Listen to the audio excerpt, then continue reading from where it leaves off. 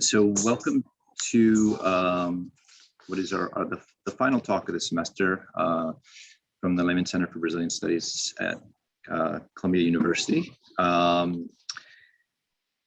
It is our pleasure to have Professor Luiz Augusto Campos to talk to us today. The title of today's session is Race and Politics in Brazil, Achievements and Challenges. We're going to be talking about affirmative action policies in Brazil and kind of recent developments, the policies of both in terms of the sort of positive impacts and sort of some of the issues that have been occurring with some of these policies, you know, both in not just in the educational sector, but also affirmative action policies in public office hirings and other aspects of Brazil. And just briefly, I will just say a few words about Professor Campos, and then we will have time at the end for questions and comments from the public. So just briefly, so Professor Campos is an associate professor of sociology and political science at the Institute of Social and Political Studies at the State University of Rio de Janeiro, UERJ, and there he coordinates a group called the GEMAA, which is a group of multidisciplinary studies on affirmative action. He also serves as editor-in-chief of DADOS, one of the oldest social science journals in Latin America. And he is an expert on just the intersection between race and politics and has published widely on these things. And he is currently here, even though we're doing this event virtually, he's currently spending some time as a visiting scholar at NYU here in New York City. So I will turn it over to you, Luiz, and welcome, and thank you very much for agreeing to come and talk to us today about this important issue.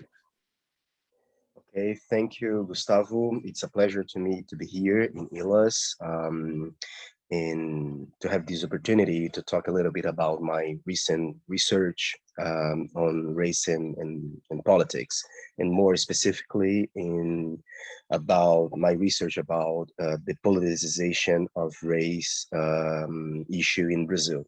I will share a brief presentation just to organize a little bit my talk, but anyway, I prepare this presentation today, and I want to talk a little bit about this relationship between race and politics in Brazil. In some sense, we can say that there is a growing politicization of racial issues in Brazil, but that diagnosis sometimes can sound a little bit strange, because in some sense, race was always a political issue in Brazil, in the sense that the state building process in Brazil was truly connected to the race debate and things like that. But there are other senses or other meanings of politicization that's more important in my point of view to understand some recent process that Brazil is and was passing in the last, we can say, 2 or 3 decades. So in some more narrow sense, we can define politicization in 3 major ways. One meaning is what we can call politicization as the end of an elite consensus on the issue on racial debate, and the end of a state consensus. What means that traditionally in Brazil, we have this narrative, this official speech around race, really connected to the idea of racial democracy and the narrative that we don't have in Brazil racism or racial discrimination. So at the beginning of the 2000s, this discourse, this official discourse, started to be more widely criticized by many public institutions and many social movements, mostly the Black movement. A second meaning of politicization is the institutionalization of racial policies. So we can say that affirmative action policies were the first wide public policy in Brazil to use race as a category to define a target group, a group that would be that benefited from some specific policy. We will see the affirmative action policies began around 2001, but these institutionalization in the form of a law, of a federal law, it started more after 2010, 2010, and specifically 2012. And the third meaning of politicization, this more narrow definition, is the idea of an institutionalization of a racial polity. That process is more recent, and it's connected to the pressures over political parties in Brazil to have more bold actions and measures around, to reduce political racial inequality. So we'll talk a little bit more about those three meanings, those three processes. But anyway, when I'm talking about the politicization of race in Brazil, I will talk just about those three meanings. And one of my objectives here is to understand the achievements that Black movement and anti-racist movement in Brazil have created, have done, but also to understand some challenges that we will have to deal probably next year. 2022 is going to be a decisive year for the anti-racist movement in Brazil for many reasons, and we can discuss a little bit more about that in a minute. The biggest part of my the biggest part of that presentation is based on this book that I wrote with Carlos Machado, a friend from University of Brasilia, and it's a book about race and elections in Brazil, but where we consider a little bit this politicization of race as something connected to affirmative actions in Brazil, mostly affirmative actions in higher educations. Anyway, I know that I am talking in ILAS, a place with a lot of specialist experts in Latin America, but just to give some general data, to begin this talk, to have a frame about racial inequality in Brazil, according to IBGE data, the statistic office in Brazil, that is the composition of our population in terms of racial distribution. So it's a data based on self-declaration. So now in Brazil, around 42% of people self-declare as white, and we have 47% declared as pardo or brown. It's not a good translation. We can talk about that after. And around 9% of self-declared Black. The indigenous and Asian population in Brazil is less than 2%. We'll have to talk about that after too, but in Brazil, mostly after the 80s, but for sure the 90s, there was this movement connected to Black movement and into some sociologists that started to talk about Black and brown population in Brazil as one population that we call negros. I know that it's a term, a complex term in English, but in Brazil it became a positive term. The most part of Black movement is called Movimento Negro, and it's a way to affirm a specific identity that put together Blacks and brown. But just to have a picture or a general idea of racial inequality in Brazil, that's the distribution, we can say, class distribution of Black, Brown, and Indigenous populations compared to whites and Asians. So each of these bars shows a quantile of an income quantile. So in the bottom, we have the poorest classes. So in the first poorest class in Brazil, we have 26% of whites and Asians and 74% of Blacks, Browns, and Indigenous. And when we look to the fifth quintile, what means the fifth part, richest part in Brazilian stratification, we see the opposite: 78% of whites and Asians, and the rest of Black, Browns, and Indigenous. So racial inequality in Brazil is a matter of fact. It's visible in this chart.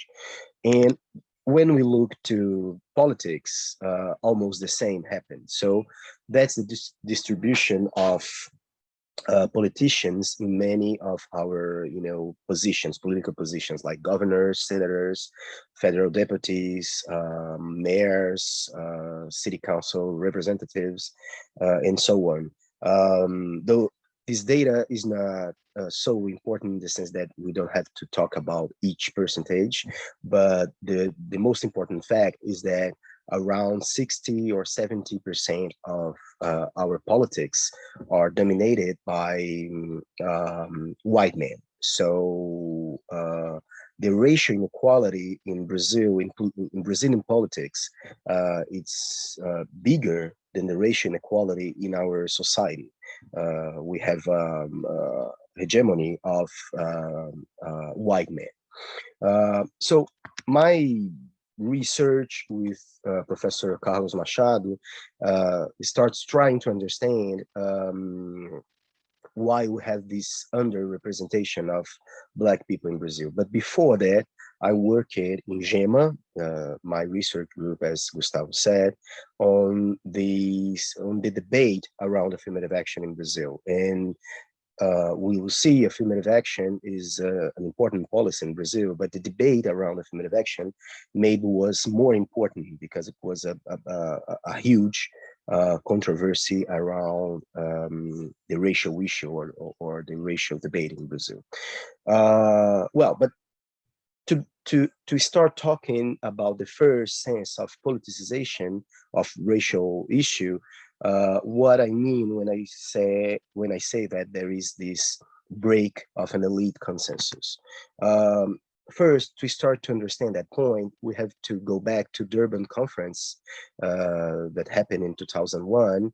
And it was the first moment that Brazilian government recognized the structural racism of Brazil.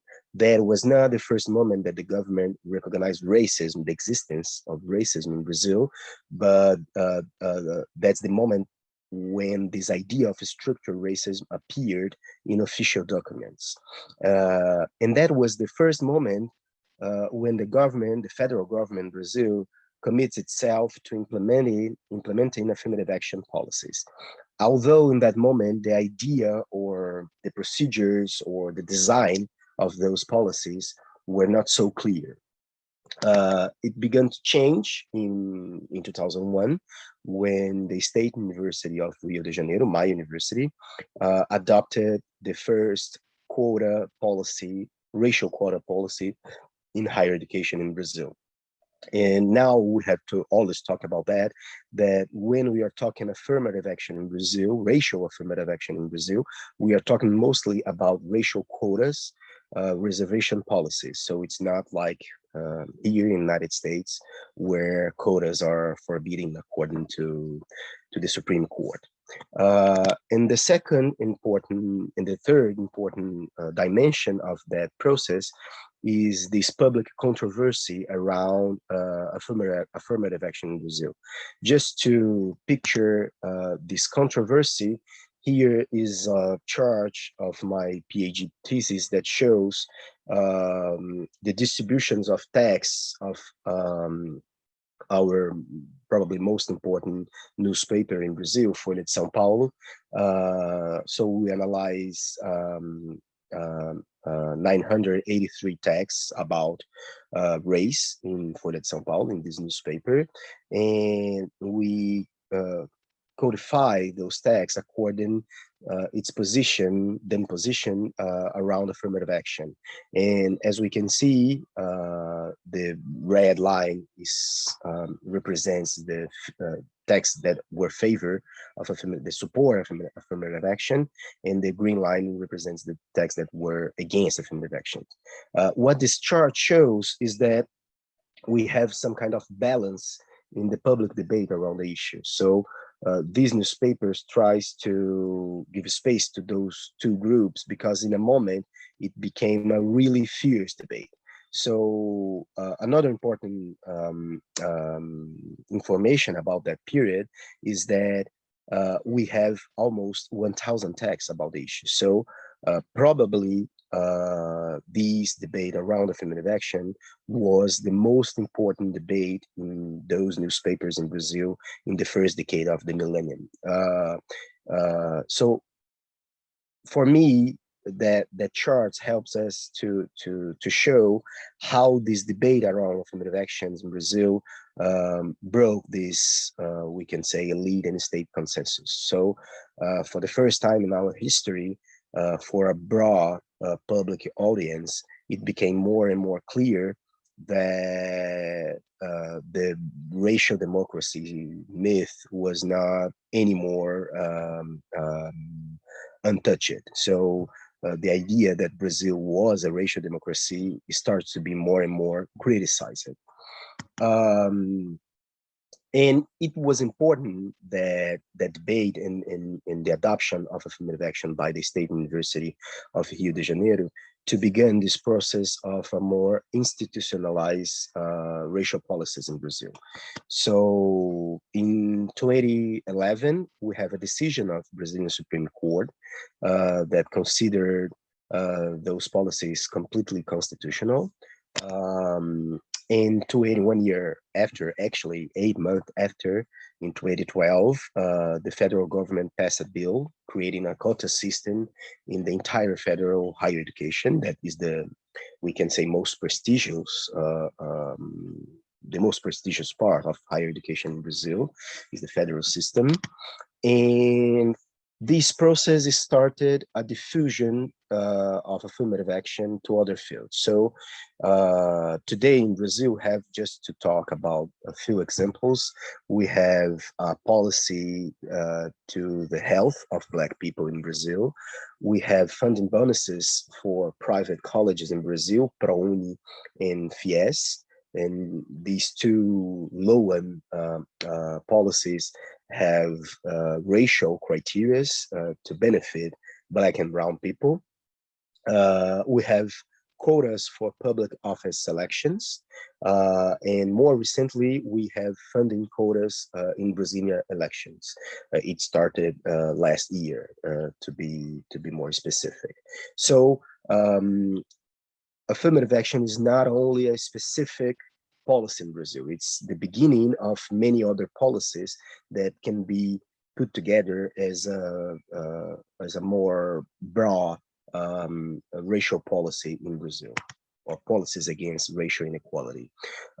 Just to talk about the process of spread of affirmative action in Brazil, this chart shows the number of public universities that adopt affirmative actions in between 2002 and 2019. So we can talk about three phases or three stages. The first one is what we can call experimental stage, where multiple universities adopted multiple policies with really different designs. At the end of 2007, we have 40 colleges and public colleges and universities in Brazil that adopted some sort of affirmative action. We have a second stage that starts with Reúne. Reúne was a federal plan to expand higher education in Brazil.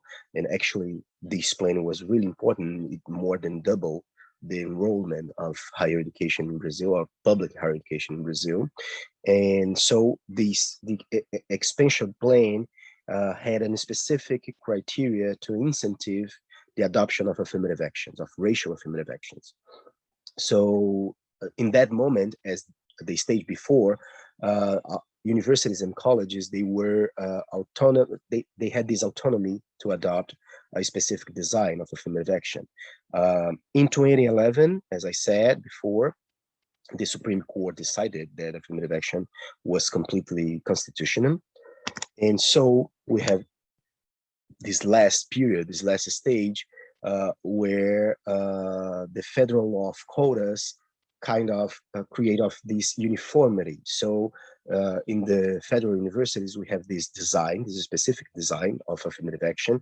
And in the other public universities, mostly state universities, they started to adopt this same design. The question that we have to debate after is if we are beginning another stage, probably a stage that will start to debate the results of the affirmative actions. But anyway, it's important to say that in terms of enrollments and the racial distribution in higher education in Brazil, affirmative action had a huge effect. So we can see that in that chart. It's a chart from Adriano Sienkiewicz. He's a young researcher in Brazil that works in INEP, that is a federal institute that work with higher education. So in this chart, we have the distribution of, in one side, whites and Asians, in the other side, blacks, browns, and indigenous in enrollments in higher education. So if we look to 1992, for example, almost 82% of the enrollments in higher education, Brazilian higher education, was from whites and Asians, and just 80% of the registrations were from blacks and brown and indigenous. And now in Brazil, this data is from 2019. We are really close to the perfect balance. So we have 58% of whites and Asians in higher education in Brazil, and black, browns, and indigenous are 42%. This data is not so is not about public higher education. We have, as I said, affirmative actions in private higher education too, but that's at least in my opinion, that's a huge advance in comparison to what we have in Brazil before affirmative actions. More recently, we can start to talk about the politicization as the institutionalization of a racial polity. And to understand that, we have to understand that Black movement in Brazil, mostly during the 90s, had a strong relationship with political parties. But after the 90s, Black movement started to criticize how political parties in Brazil deal with the racial issue and the members of Black movement. So there was this, really broad explanation, but there was this change of strategy. So the Black movement started to put some pressure over the state and not over the political party, not so much over the political parties. So those policies that we are talking, they are created after the direct pressure of Black movement on Brazilian state. And the most part of them started as autonomous policies and not as a law, as we can see in the case of affirmative action in higher education. But that way of activism started to change. We can talk about 2018, but mostly in 2019. So first, with Bolsonaro government, we had the closure of many state forums created to debate racial issue. Because of that, Black movement reoriented its strategies to political parties, mostly in 2019 and 2020. And that process was really important to the adoption of the first affirmative action to Brazilian elections that was created by our Supreme Electoral Court. In Brazil, elections are organized or managed by a justice court. And because of provocation of a black federal deputy, Benedito da Silva, this federal court decided that political parties have no right to discriminate against black people, and so they have to distribute funding in a more balanced way. So another important information is that in Brazil, we have public funding to the elections.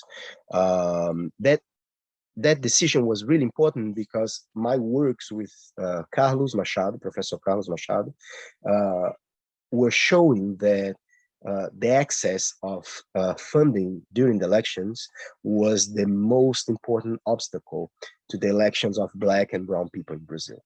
So it was a good decision, although the results were not so bold as we will see in a few seconds. So in 2020, we had some advances on that issue, but the results of the elections were not so astonishing. This chart shows, how each intersectional group advanced in Brazilian election, comparing 2020 elections to 2016 elections. Those elections were elections to mayors and to city councils. So we have a reduction of 4.6% of white men in city councils. We have an advance of non-white men of 1.3%, white women of 1.1%, and non-white women for 1.3%. What this chart shows is that, yes, we had advances because of that change in how public funding is distributed, but those advances were not so bold as we would expect it. So if we continue in this rhythm for the next year, we will take like 50 years to have a perfect balance between those four groups. So it's just to say that we have advances and we have to recognize them, but at the same time, those advances are really slow when you're just debating the politicization of the racial issue in Brazil. So to finish, I want to talk just about the challenges we have ahead, and more specifically in 2022. The first one is this complex quota law revision. So the federal quota law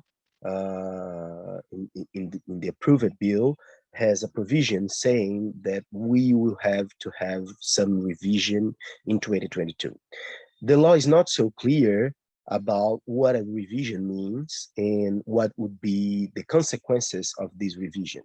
So it's not clear if we will have to have this revision, or it is just an advice of the law, and if nothing happened, the law would be renewed.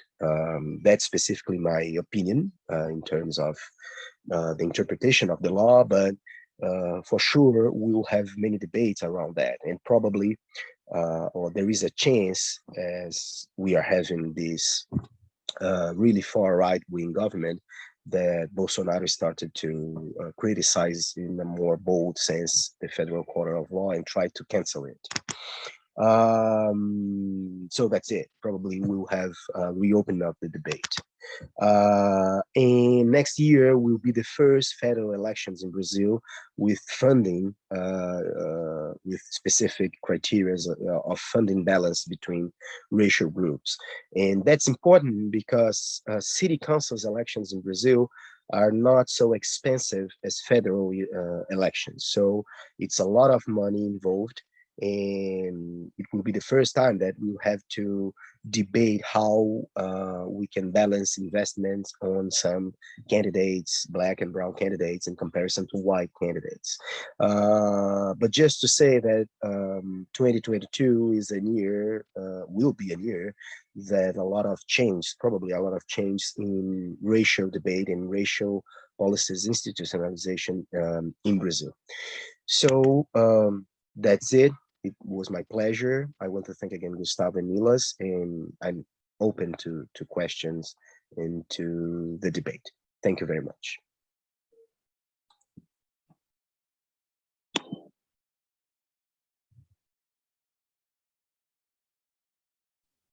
Sorry, I'm muted. Well, thank you very much, Luiz. That was a wonderful talk, very timely and important, and really kind of gives a good sense of how things have evolved in recent years, and kind of what's going on right now and what's at stake in the next elections. And I really like how you kind of divided it up into those kind of three things about the the end of the elite consensus, the sort of institutionalization, and then the sort of politicization of the institutionalization. I do have some questions of my own, but I want to encourage the participants to send questions via the Q&A or the chat. And I think if you raise your hand, I think I can also enable you to sort of ask a question on video or audio as well.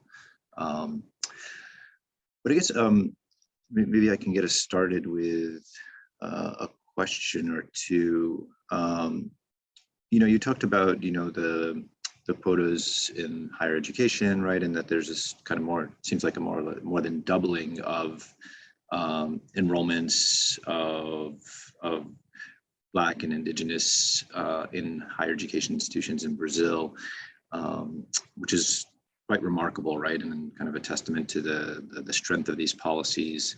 I was wondering, like, what do you think that the impact of that has been, both in sort of, I'm interested in two things, I guess. Well, one is the impact of that sort of in the political sphere, right? So I guess you find a, presumably there's a larger portion of Afro-Brazilians that are, like have a university education and kind of maybe a more likelihood to be engaged in politics. And just wondering, like, if you see that changing the kind of political scenario, not in terms of the opinions and approaches of the electorate, like as you have a sort of a sort of darkening, if you will, of the middle class, right? But then my other question that really kind of interests me too is just thinking about this impact of this on academic institutions, particularly with faculty, right? You have, you didn't get into this, but historically the sort of elitism that you've shown, the sort of whiteness of the Brazilian elite has mapped out into what happens on campuses, right? So the vast majority of professors, there's high underrepresentation of Black and Indigenous people. And now that you have these, the quota system has the potential to change that, right? To have a faculty that is much more reflective of the diversity of the Brazilian population. But this process also happens at a time when there's this kind of strong attack on academic institutions, cuts in funding, and just wondering how you interpret what's going on right now, and how this might sort of, what's going on right now with academic institutions might actually truncate some of the gains that you've talked about. Great, Gustavo. Very good questions and very tough questions too. I think that there are actually not two, but three questions in your talk, and I will try to answer in the order. But first, the impact of these results on Brazilian politics. I think that actually we have a new generation of Black movement in Brazil that is really connected to affirmative actions, to affirmative action policies. And we have, for example, in Brazil, it's not a new kind of organization, but at least it's a new kind of organization to the Black movement that is based on these students collectives. So probably all universities in Brazil, colleges, and maybe many of departments in Brazil have its own Black collective of young Black students. And they are really strong in terms of activism, in terms of working together or sometimes against the university to push hard for have more racial equality. But at the same time, the relationship, as I said, of what we can say the old, I don't like this expression, but the more traditional Black movement in Brazil with political parties was a complex relationship, a not so good relationship. What we are seeing right now, and when I'm saying right now, I mean this year and last year, is some sort of relationships between this new generation of Black activists that came from racial quotas and the political parties. So they started to think that it's important to have more elected, more Black people elected. That's a huge difference when we compare to the more traditional generation of Black movement. But in terms of results, numbers, we don't have great results. But that's another reason why next year will be an important year to monitor what's going on. So just to remember one case, we have this really important case involving Douglas Belchior. Douglas Belchior is a young Black activist in Brazil, and he was from this left-wing party, PSOL. And actually, Douglas Belchior started saying that lefty parties in Brazil, parties from the left wing, have no enough space to Black candidates. And so he was criticizing his own party and saying that the party was kind of racist. So there is a lot of pressure. That's a consequence, in my opinion, of affirmative action. But at the same time, the results are not so clear at that moment. The second question is connected to the impact on faculty.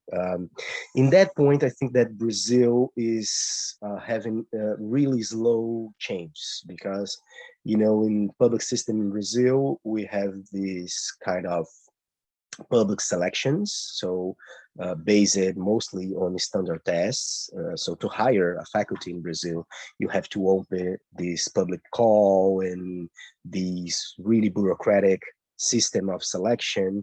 And although we have a provision in the law to have quotas in the system, those quotas doesn't work so good on those selections, because when we are talking about professor selections in Brazil, faculty selections, we are talking usually about selections of one position, of one person, and so you cannot apply racial quotas because it's just one place, and you cannot divide, I don't know, 30% for Black and brown people. So the effects of this specific racial quota in public selections to the public office are really low. There are some debates on that.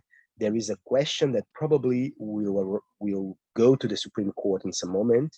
That is, if it's allowed to have selections just to Black and brown people. So there is a debate in some among some lawyers if it's allowed or not by the Constitution, but that's an important debate to understand what's going on. But I think that you have a third question in your talk it's really important, that is the impact of the more indirect impact of racial quotas in how public higher education in Brazil is considered by the authorities. I think that traditionally in Brazil, public higher education was a space to white, rich people, or white people from middle classes. And so higher classes in Brazil supported a lot this public higher education system. But it was really unfair because it's completely free of tuition fees. And so what happened in Brazil is that middle classes and higher classes pay private schools, mostly private high schools, to have the chance to get into the university, the public university. So in my opinion, the racial quota, and maybe and probably, not probably, for sure, the class-based quota, because we have a class-based quota too, changed how higher education is composed in terms of class and race. But on the other hand, public higher education in Brazil is not more supported by higher classes. So a lot of people from elites don't consider higher education as public higher education as something important anymore. So that's why probably the government is attacking higher education, public higher education, so hard. And in my view, we don't have supporter to criticize those attacks. So the situation is kind of complicated. So there is a relationship between racial and class-based quotas and the actual situation of the political situation of higher education, public higher education in Brazil. Yeah, thank you very much. So let me turn it over to questions from the audience. Can you, Luiz, can you see the question and answer? Yeah, so maybe go in order, and I can if you can either read the questions or I can allow Eric, James, and Camila. I'll give them permission to talk if they want to. They want to join us live. Thank you so much, and thank you for the excellent presentation.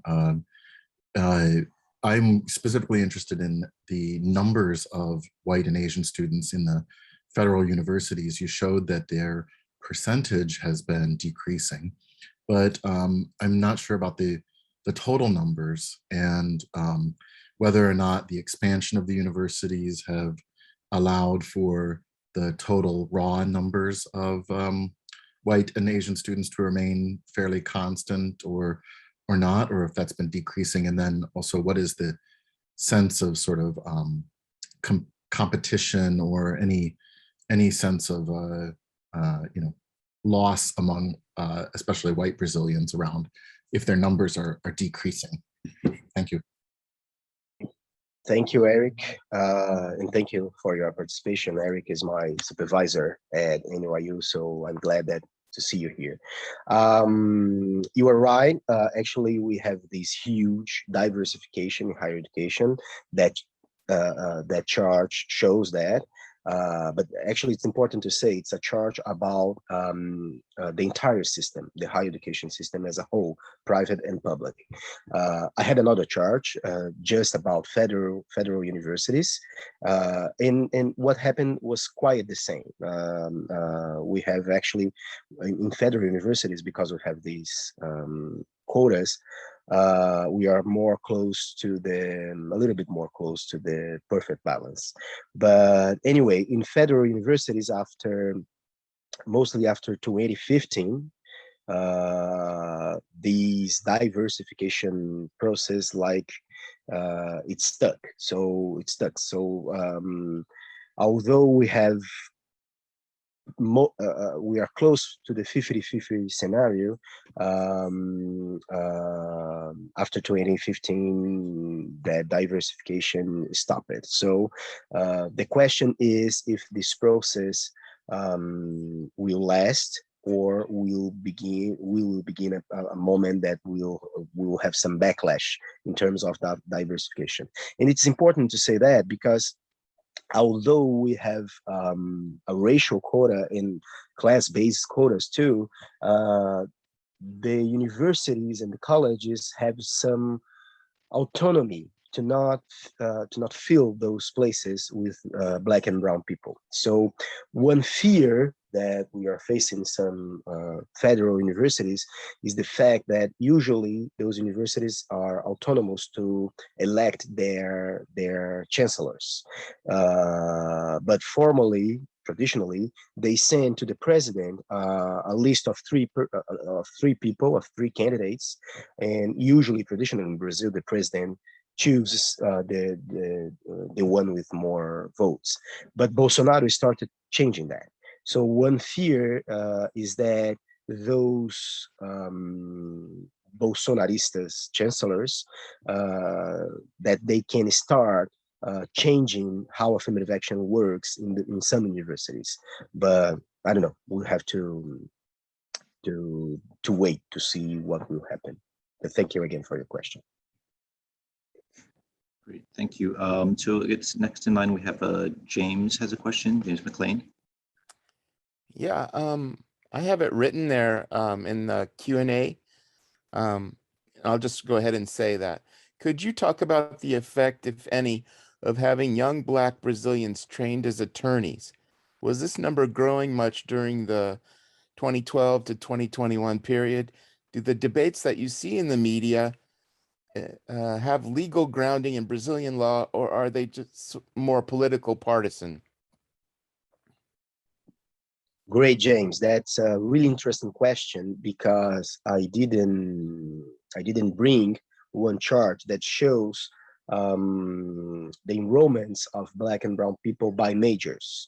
And that's interesting because when we look to specific majors like law school or engineering, we can see that those more prestigious majors, they have less Black and Brown people.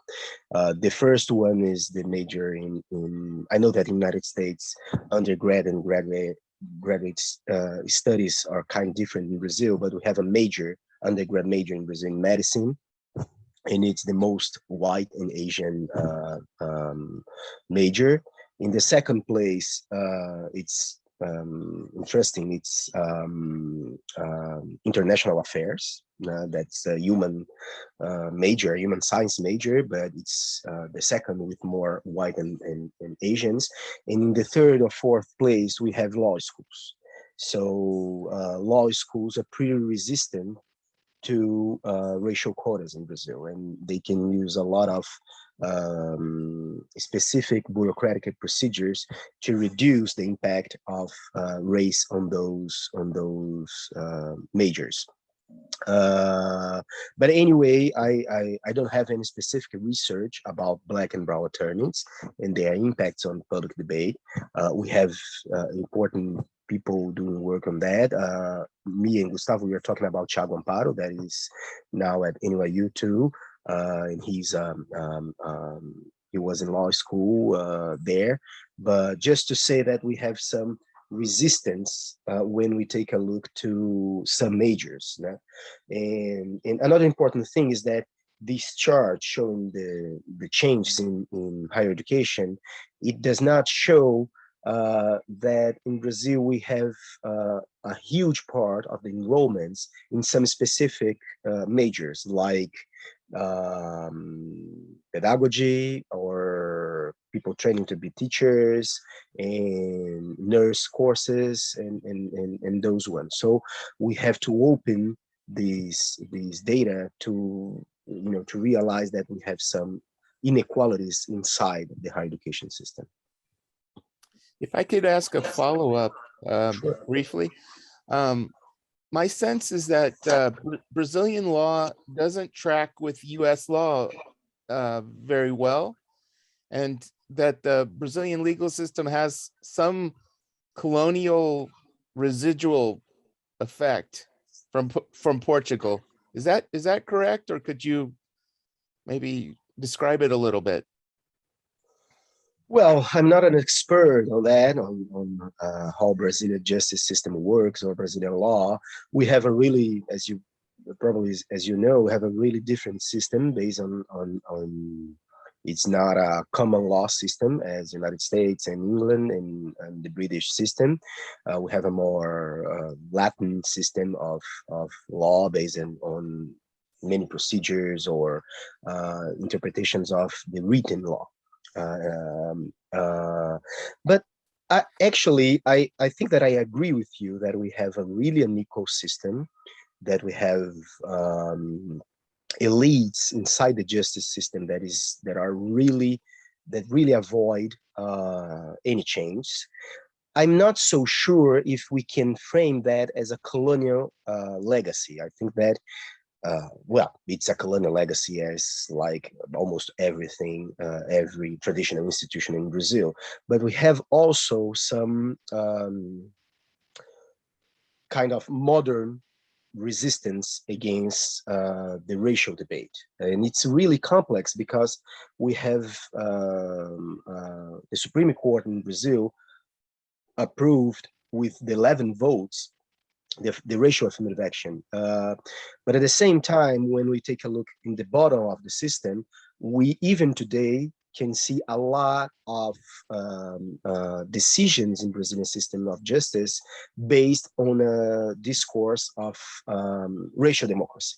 So people claim that they were discriminated or claim that they have to, that affirmative action is unfair. And many judges still today avoid the Supreme Court decision and decide saying, oh, Brazil is a racial democracy. There is no racism here. We are a mixed population. So those laws are unfair. So just to talk about, and that's not just a colonial legacy. It's something that the Brazilian state creates as a national myth that is still lasts as an important discourse in the justice system. Obrigado. Thank you. Obrigado você. Great question. It's good to take a little bit of a more fine-grained look at some of the specifics of this, the educational quotas and how it's kind of affecting these different disciplines. So last but not least, let me turn it over to Camila to ask a few questions. Camila is our visiting Tinker professor here at the Institute. Hi, hello. Hello, Gustavo. Hello, Professor Campos. Thank you so much for your talk. I would like to ask you if you perceive or analyze any major change in the way that regular Brazilians, they are not directly inside higher education, changing their way they self-declare their racial identity regarding the affirmative action. If affirmative action is changing the way people are declaring themselves racially in Brazil. Thank you, Camila. Good to hear from you. Camila is a really close friend. But this question is not friendly, Camila, so we have to talk about that after. But yes, to give a short answer, I think that affirmative action changed a lot how identity or how people frame them identity. But it's, so to give a short answer is yes. But anyway, to understand in which directions we are going, it's more complex. I think that inside Black movement, inside that first generations of Black movements, or what I'm calling the traditional Black movement, there was an idea that we have to work with a more broad category or with a more broad definition of Afro-Brazilians, of Blacks. So the idea that was dominant inside these most traditional Black movement was that Brazil is a Black country. So we have to incorporate browns, the pardos, inside this group and put them together. I think that what affirmative action did with these identity politics was that for the first time in history, it became a source of benefit to being Black and brown. And so a lot of people started realizing maybe that they were not treated as white, but also there is a lot of concern in the new generations of Black movement in Brazil that white people, meaning people that does not suffer racial discrimination, can take advantage of racial quotas just saying or just pretending that they are Black or brown. So inside the new generations of Black movement in Brazil, I'm doing this rough generalization, but inside that generation, we have more concerns about who is the brown and where is the frontier or the border between who can apply to an affirmative action program and who cannot. And that's a matter of concern and conflict inside the Black movement in Brazil, inside those two generations. I remember reading a lot of the debates during the 70s inside Black movement about who is Black in Brazil. There was conferences about that. And in a moment, with the help of many researchers and using data from IBGE, from the statistics office, they realized that browns and blacks in Brazil, they have almost the same social indicators or statistic condition.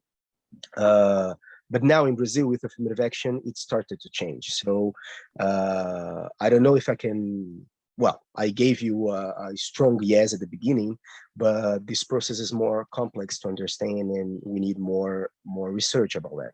We are now interviewing a lot of students, quota students, and I would say that the most important thing to them is to debate that definition of who is Black in Brazil and kind of criticize what they call the racial fraud, you know, white people that pretend to be non-white to get into the university using quotas.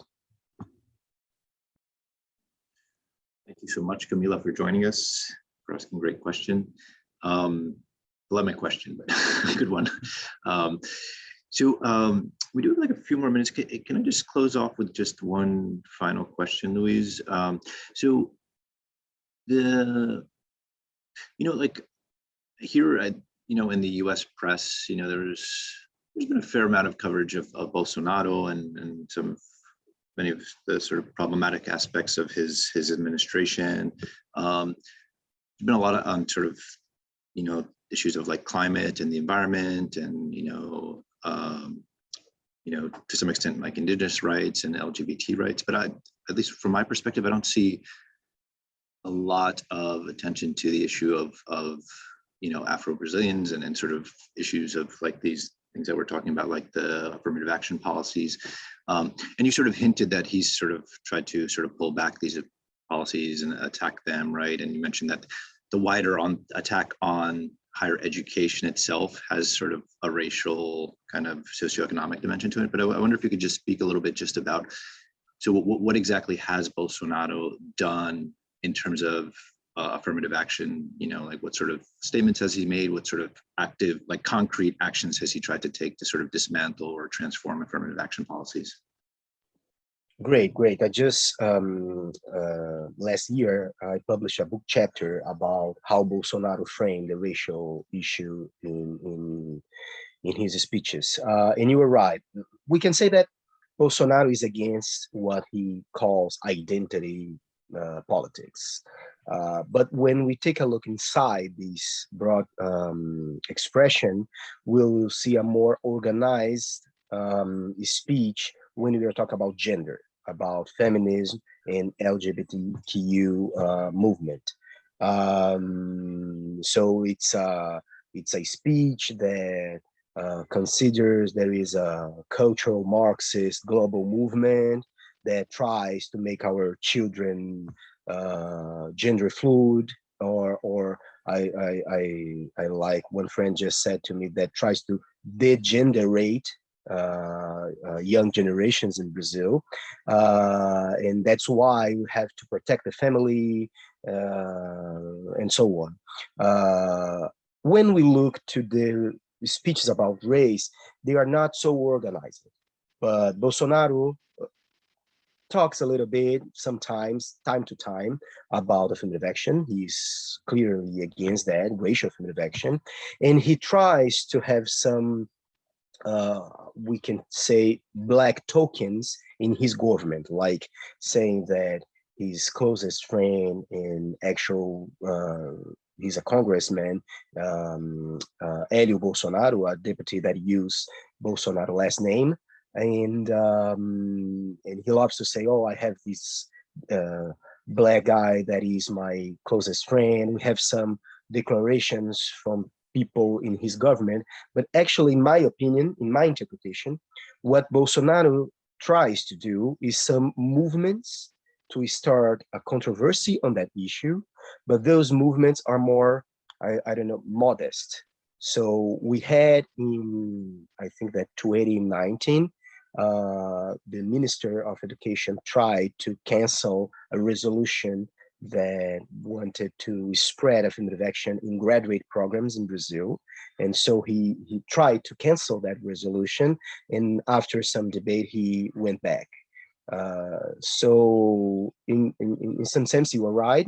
It's not the major focus of Bolsonaro government, but he and his groups trying to do something in some specific moments.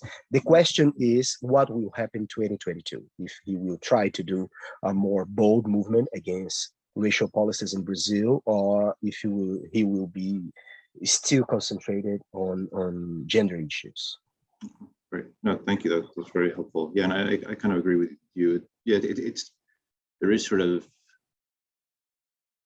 racialized discourse, but it's a little bit more cautious, right? It's not as overt, right? And it kind of, I think, goes in line with this idea of the kind of racial democracy, where even though some of the elites have abandoned it, that he kind of fits that mold still. Although I guess when we talk about his stance on crime and public security, that's heavily racialized, right? And it's, even if it's veiled, it's right, it's there and it's apparent, right? It's just it's framed in a slightly different way. It's not as overt as the attacks on gender and sexuality and that sort of thing, right? So unfortunately, our time is up.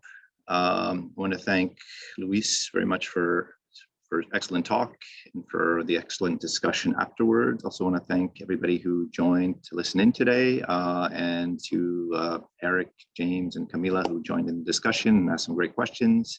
Like I said, this is the final event for the Lehman Center for Brazilian Studies of this academic, or this year in this academic semester, but we will be back up towards the end of January and bring you more programming on all sorts of things about Brazil, including definitely more talks on the issue of race, and looks to be a challenging year in Brazil, and so we will have lots of things to discuss. But thanks again, Luiz. Pleasure to have you here, and happy holidays and happy end of the year for everybody.